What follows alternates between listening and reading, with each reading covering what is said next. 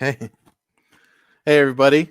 It's Ed Carbazel for MMAnews.com here on the Sunday after Thanksgiving. I hope everybody had a happy Thanksgiving. This video will live on the MMAnews.com YouTube channel.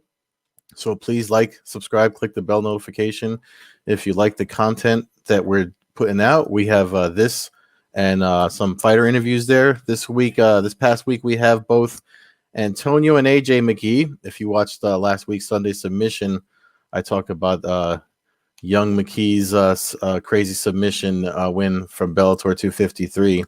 And then I spoke with Bobby Nash of the Extreme Fighting Championships that's on the NBC Sports now. So that interview is there as well. So make sure you check out the MMAnews.com YouTube channel because we are broadening our horizons on the combat sports world. You can follow me on Twitter at Carbazel, and let's get right into it. I mean, I know there's a lot of UFC content on the website, MMAnews.com, but we do cover other combat sports, and we would be remiss if we didn't talk about obviously a lot of eyes were on boxing last night with Mike Tyson versus Roy Jones Jr. exhibition match that was for charity. It was a pay-per-view. You could have ordered it traditionally or through streaming options like Fight TV, and it was presented by Triller, which is, I feel like at some point from the booking of this match to how things kind of worked out, the marketing and the brains behind the whole thing kind of mixed up. First of all, before we get into it, I mean, you got to look at the history of combat sports as a sport, as one of the competitive sports that folks watched. When you look at combat sports history as a whole, I'm just getting into this because I feel like, you know, everyone likes to bash boxing and how the UFC is taking over. And Mike Tyson even alluded to that afterward with his post-fight press conference. One of the things you have to look back at is before fight night, the definition of fighting as it pertains to combat sports changed over the years. So I'm dating myself, so it's kind of good you can see my grays so you know where I'm coming from. But like if you look at the UFC and mixed martial arts, the sport is only about 27 years old. So if you are around that age group, then you probably weren't around for the era of you know how combat sports was for when it before there was a UFC one, which the first one was this is before Dana White even took over 93. Shout out to Campbell McLaren and read Art Davies' book, Is This Thing Legal? And Holes Gracie, Campbell McLaren, Art Davie. I forget who the fourth. There's four names behind the inception of what we know as mixed martial arts in the UFC today. But anyway, if you go back, that's 1993. So if you go back further than that, combat sports, if you look at the history, boxing has seniority over all combat sports as we know it as an avenue of entertainment, the way you watch, you know, your stick and ball sports and stuff like that. So the era of Mike Tyson is kind of like what kind of made the pay-per-view model a thing. Even though, you know, I remember growing up watching Mike Tyson fights, saying if you were, you know, watching people get pissed off, oh, I'm going to pay X amount of dollars to watch this pay-per-view for Mike Tyson to put a dude to sleep in, you know, first couple of rounds. So the dominance of Mike Tyson as heavyweight champion and in boxing to this day, even if you're someone that didn't watch the rise and fall of his career and how it started and ended and all of that, you know about it from, you know, Roots of Fight. There's a lot of fighters paying tribute to him. You see the video of guys like Francis Ngannou, you know, going to Mike Tyson for tips on how to get on the inside with striking and stuff like that. Boxing is actually, you know, many MMA fighters have boxing coaches to work on their hands and you know, angles and things like. There's things that from boxing that transition well to MMA. And there's things that obviously that, you know, again, the fighting has evolved. Martial arts always evolves. Fighting has evolved. So yes, MMA and the UFC are the front runners, but even Dana White was tuned in last night. I mean, he's friends with Mike Tyson, but he's also I mean, Dana White will tell you himself he comes from the world of boxing. He was a Golden Gloves guy, and so as much as folks like to hate on boxing, last night was a good night for boxing, and it took a new spin on how to promote a boxing event to make it what it was. Now, again, leading up to it, I mean, I was skeptical going into the week, but I literally had a friend text me. He's not even a casual combat sports fan. He's literally someone that doesn't follow anything at all. And Saturday night, I got a text from him asking where he can watch the Tyson fight, which is like brought me back to, back when Tyson was holding the heavyweight title when he was a heavyweight champion of the world. So I'm just giving you that idea to kind of realize why that's the trending topic of combat sports over the weekend, over the UFC. I mean, the UFC was good last night. The UFC, we're going to get into the UFC as soon as I'm done talking about this, but just really quick. 1, 2, 3. There's 4 submissions on that card, and 2 TKOs, 1 knockout. The full results are over at MMAnews.com if you want to check the UFC results. What do we call it over there? UFC on ESPN 18. The whole thing happened with COVID in the main event, but hard to focus on that when when you have legends like Roy Jones Jr., Mike Tyson, which is like a dream matchup from that folks, no matter how hard people try to hate on it, you tuned in. So about the event, Tyson versus Jones, there was a mixed card. You had folks from so I feel like the Legends Only League that Mike Tyson started, which is kind of like the inception of getting him and Roy Jones together. I feel like we lost focus of that because of the Triller take over the promotion of the event. So if you don't know what Triller is like TikTok. It's a social media app, music-based. You upload your video to some artist song. So there's a lot of music artists involved with Triller. And since they kind of took the lead in promoting this event and putting it on, and you could even order it, there was a Tyson on Triller website, which initially it was Legends Only League. When I signed up for information to try to cover the event, it seemed to switch focus to having Triller take over. So that's why you saw all these music artists perform between the fights. I'm sure I don't like to be too negative, but that's probably something we could have all done without the fight fan portion anyway. But again, I'm an old man, so what the hell do I know what people want to see? But that was supposed to be the way of. It was Mike Tyson's choice to have Triller take the lead with the Legends Only League that he kind of started, because to reach a younger crowd. And we'll know when we get the final pay-per-view numbers in the coming week. But it looks like it might have paid off because everyone was talking about it. Everyone tuned in, including Dana White himself, while covering, while sitting in his own event. He said he had the Tyson fight, his own stuff, and some football game was on for him. So, not going to hate on, not trying to hate on the I don't know. I'm not trying to hate on it, but it's hard to, like I reached out for coverage I wanted to cover for MMA News because we do have a boxing section on the website. And I wanted to try to get interviews and stuff like that. And Kevin Ioli on Tuesday tweeted out, how horribly it was being handled. Of course, they started feeding him stuff right away. But, that just goes to show you how much Mike Tyson and Roy Jones mattered to old school hardcore fight fans that as we came up, got through Thanksgiving and came to the weekend, everyone was interested in seeing this match between them. And I want to say before we even, so by now that it came out officially as a draw.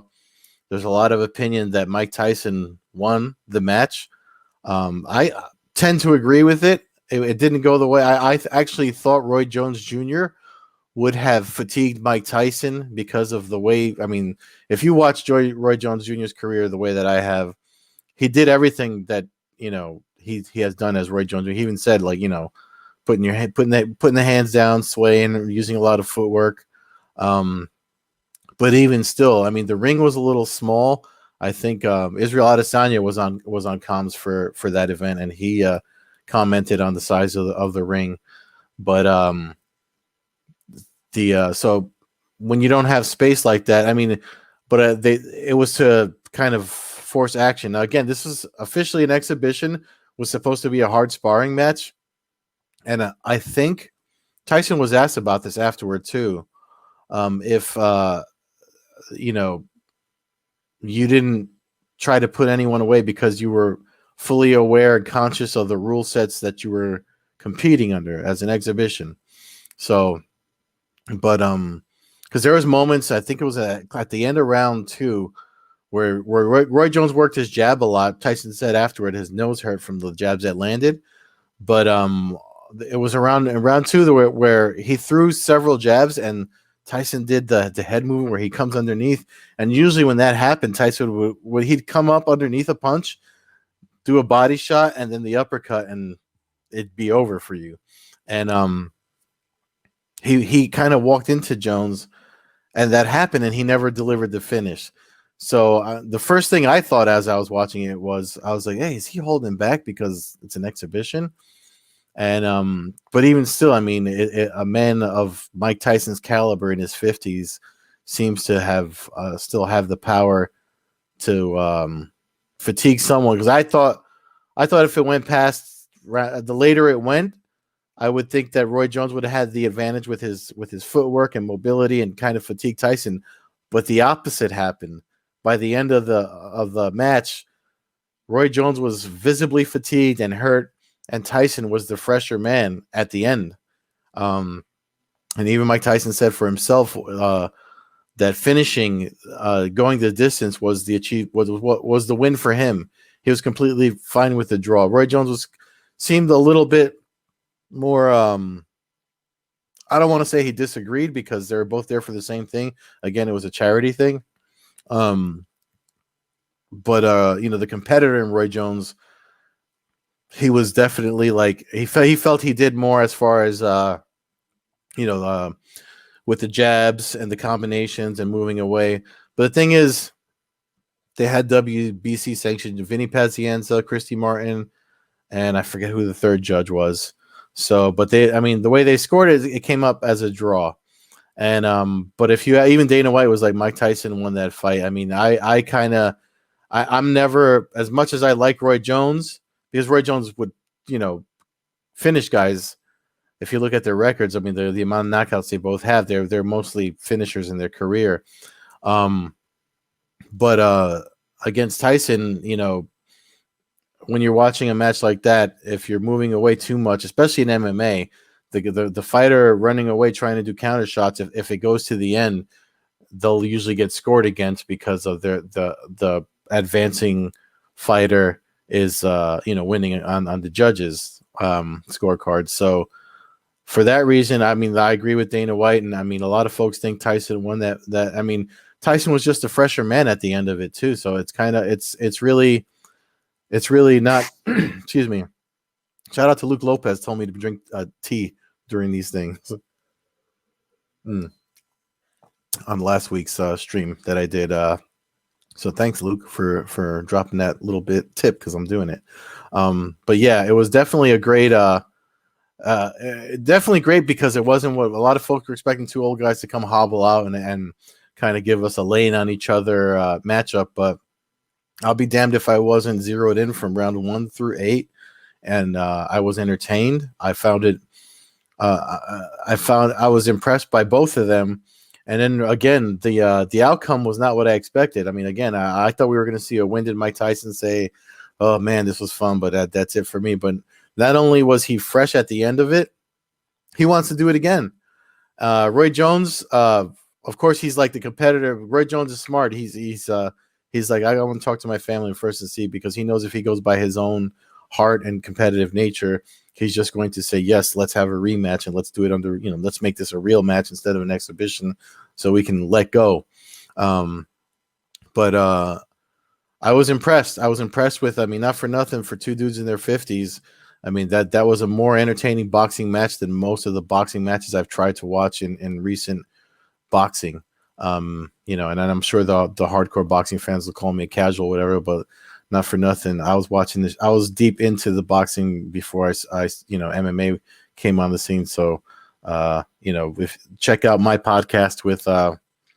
We had the guys from the Last Round podcast on Coast to Coast Combat Hour this week to talk about this very event. So I was pleased with it. Oddly enough, the knockout of Nate Robinson versus Jake Paul seems to be the most trending thing from the event outside of what we saw from the main event. I don't care for the whole YouTube boxer thing, but Mike Tyson said something interesting after the event and during the post-fight press conference. He said, we should be thanking these YouTubers. Jake Paul has 45 million followers, and this is what they said at the press conference. I don't know anything much. I don't like YouTuber. To me means just, I'm doing this on YouTube now. I guess that makes me one too. But I don't know what he does or what he's famous for from YouTube. But he's young, he's athletic. I know he's got some wrestling experience. He called out Conor McGregor after the KO win that he got, and Dylan Dennis, which, hey, you know what? You can actually do a boxing match with Jake Paul and Conor McGregor because they actually, if you think about it, for boxing, Jake Paul's 2-0 and Conor McGregor is 0-1. So on paper, it makes sense, doesn't it? But the thing is, so DAZN did that, the KSI, Jake Paul, whatever, but that brought in so many eyeballs again, which is why he's 2-0 instead of 1-0. And the thing that Mike Tyson said in the post-fight press conference was that, with his 45 million viewers, he's bringing in this Generation Z or whatever the hell it is, millennials, or whoever watches him. He's brought that interest to boxing. So Mike Tyson actually credited Jake Paul for saving boxing a little bit, and he said because the UFC is kicking our ass. So there's got to be some truth to that. So I don't think we've seen the last of Jake Paul competing in combat sports. And I'm not going to lie, if they can get DAZN, Dylan Dennis, Jake Paul, the young, on paper, they're young records. It makes sense to match them. Jake Paul in MMA is 0-0. He hasn't fought an MMA match, but if you watch, I did see him scrambling and grappling with Paulo Costa, who's not a small man, and he did okay. So I guess it's been 2020's been a crazy year. So as one of the outlets I write for 137 said, Jake Paul, a YouTuber, knocked out an NBA star, so anything is possible, right? So anyway, I just wanted to. I know everyone's kind of probably talking about that. They'll be talking about that well into the week. So kind of had to leave that there. But back to mixed martial arts competition for Saturday after Thanksgiving. UFC on ESPN 18. The COVID messed up the card, rescheduled a few bouts. We had Curtis Blades tested positive for COVID-19. So it was supposed to be Curtis Blades versus Derek Lewis. Main event. COVID ruined that. There's a statement from the UFC. I should have brought it up about it, but COVID has had the UFC reshuffle quite a few cards. But again, the full results for that are up at MMAnews.com. And one thing, when the main event gets lost, people start to bash the UFC for, why are you moving forward with a card? We don't even know who these guys are. And this is something I know I touch on this every week when I do this for MMAnews.com. You can't just keep following the top names of, and riding the coattails of these popular fighters, because stars are born every minute with one. It can take one punch. And if you look at Sue I'm sorry if I'm messing up the flyweight bout from the prelims on ESPN Plus, 44-second first round knockout. I guarantee you're going to see that guy again, and he will be trending soon. one of the guys that Dana White was high on on the now what became the co-main event, Miguel Baeza versus Takashi Sato. That fight was entertaining as any fight that you would have, you were ready to write off, and he got the second round submission arm triangle, and then uh, uh, Anthony Smith and Devin Clark that became the new main event. I'm not gonna lie. I mean, with the losses and the whole thing with the teeth and everything that's happened this year with Anthony Smith, I kind of thought he was maybe starting to lose the fire that got him to the title fight against John Jones, and he proved me. He reminded fans of why he has the name Lionheart. He imposed his wrestling and jiu-jitsu on Clark, who really nice transition actually. If you watch that first round, I mean, when Smith gets him to the ground, he pulls him away from the cage, brings him to the center. So because one of the things when if you don't know by now, when fights go to the ground, fighters like to get against the cage because number one, it cuts off space that folks can do things to do a lot of submissions because you need space to grapple. So you cut that off. Then the person that's down that wants to get back up uses the cage as leverage to kind of press them. If they don't have, you need three points of contact to stand up, right? So if you have your two legs and your arms are being controlled by the person that got you on the ground, you have the fence to kind of grind your way. That's your third point of contact to get back up and get your balance back up and get the fight to the feet. So as soon as the takedown happened, Smith dragged him to the center of the cage and was working. I think Paul Felder said he was working. I thought he was just trying to take the back. He did a really interesting technique called a lockdown where he wrapped up Clark's leg and straightened it out. And Clark, his wrestling, he spun out of that. He spun in. There's usually for the lockdown when it's on the front, you can kind of windshield wipe your leg out of it to get through. So he kind of did that in reverse because Smith was behind him, and he spun out of it and wound up in Smith's guard on top of him. And again, you start worrying about Smith because of the losses that he suffered, but he got back in the win column and set up a really nice triangle choke. I mean, he could have transitioned that to an armbar too if he wanted to, but the choke was tight enough. What was crazy, I mean, it was all legs, and he only had one free. His right hand was free because Clark was sitting on his left hand. There's an armbar the top guy can do from there, but you can't do it when you're getting triangle choked. So Smith worked his guard. He worked his guard off of his back. Showed that, I mean, I think a lot of people don't know or realize that he is a black belt in Brazilian Jiu-Jitsu, and he showed that in the win in the main event last night. So shout out to Lionheart Smith for letting the light heavyweight division know that he ain't no slouch and he's still there. And he he grabbed his shin, and with his legs he squeezed and got the tap. I mean, Clark was hammer fisting him, but Smith was like, "I'll take these because I know the tap is coming or you're going to sleep." And he did, and thankfully, there was not a lot of damage done, and he pulled off the win.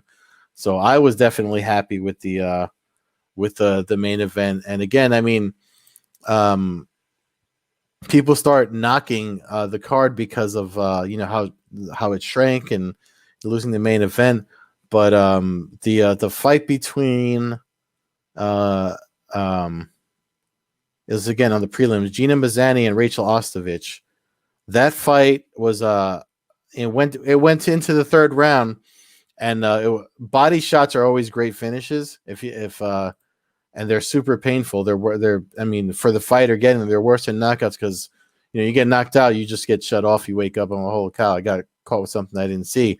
But it's pain that you feel that makes you crumble when you're getting the body shots. So that was I don't know. I mean, that's a couple of losses in a row for Rachel Ostovich. I know everybody talks about how fine she is and Instagram and all that stuff, but I mean, man, she's still a really good grappler. Before that happened, I mean, there was a point where she was Mazzani was attempting the north-south choke. I mean, ESPN tweeted the highlight. I don't know if we have it up on MMAnews.com, but I tweeted it out. If you check out my Twitter, I shared it. She does a really nice back take when Mazzani's on top of her for the north-south choke, and she rolls over and takes her back. So we don't get to see it. I mean, she does have some grappling. If you search Rachel Ostovich grappling, like her highlight footage of grappling competition, she's got a really nice wrestling background and a great base for grappling. So that's why when she fought, I think she got submitted by, I think Paige Van Zandt got an armbar on her, and I was surprised by that because I thought Ostovich was a better grappler. I still think she's a better grappler, which is why Mazzani had to go change the game up at the end of the fight and get the third round finish with the body shots. T. Shout out again, Luke Lopez. And then the fight between Bill I'm sorry if I'm butchering his name, Algio against Spike Carlisle. That went to decision, but I found it to be super entertaining because of the scrambles and exchanges and submission attempts by Algio. He was more dominant, but shout out to Spike Carlisle for having that heart to get through the fight. And then the other fight that a lot of folks were super impressed with was the heavyweight main event. And on the main portion of the card, Parker Porter versus Josh Parisian. I actually had Parisian. I don't know why I made that mistake. I thought Parisian would pull off the W, but Parker Porter got a unanimous decision against Josh Parisian. And that's the thing about MMA, mixed martial art, with the exception of some heavyweights. If you look at heavyweights like in boxing, when I'm talking, I started talking about boxing and MMA and stuff. And so one of the complaints I remember before I kind of switched over from boxing to watching more MMA was that if it wasn't Mike Tyson or Evander Holyfield or Vladimir Klitschko or Lennox Lewis, this is around when I was still into boxing. When you started seeing other heavyweights come, they kind of just lay on each other and fire away, and that's not entertaining. So like fights like we saw, with Tyson and Jones, that was entertaining. This fight in MMA, there's less of the laying on each other and firing away in mixed martial arts heavyweights fights, which is why it's so entertaining. I mean, if you watch these guys, Porter and Parisian, those were two big men scrambling and looking to finish each other and delivering, spinning exchanges and stuff like that. It's just something when you see the word heavyweight and names attached to combat sports, you're not expecting to see that type of action. And we saw it with them two. So I have a feeling Parker Porter, he's been fighting for a long time too. I have a feeling we're going to see a lot more of him. One note about Miguel Baeza with the second round finish. In the post-fight press conference, Dana White said that he wanted, he's always been looking for like a Latin star for to draw in, kind of like the Macho Camachos, or like the way in boxing has with Canelo, and we had Macho Camacho and Tito Trinidad and stuff like that. You always have as a Latino, I can see why he wants to grab that fan base. Where I would love to see something like that in MMA. And every time we're about to get it, for me, we have it in Brandon Moreno, and we're going to get that at UFC 256. Especially if he beats Davidson Figueiredo, we're definitely going to get that from Brandon Moreno. Especially as far as I'm Mexican, he's Mexican. As far as we get the Mexican fight fans going, but if we there's been attempts like with Cain Velasquez.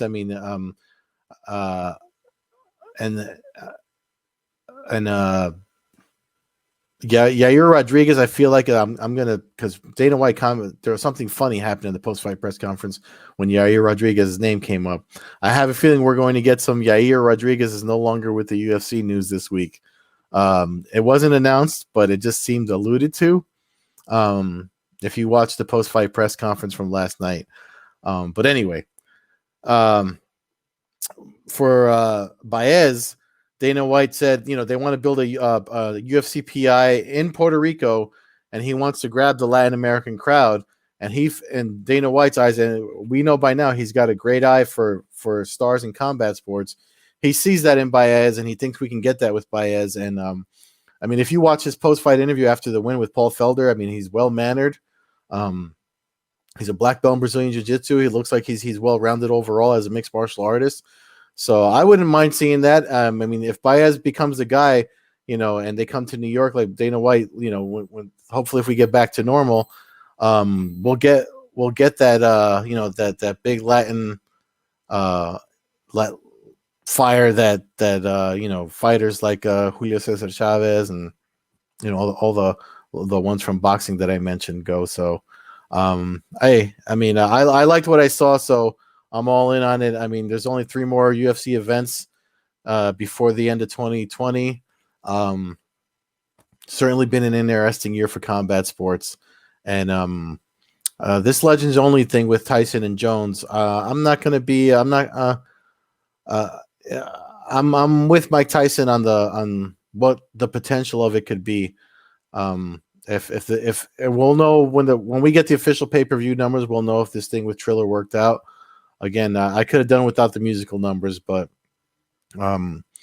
if I have a choice of watching commercials between fights and musical numbers, I'll take the commercials. But anyway, again, hope you all had a happy Thanksgiving. Thank you so much for watching these and tuning in. Again, check out the interviews we have with the McKee family and Bobby Nash on the YouTube channel.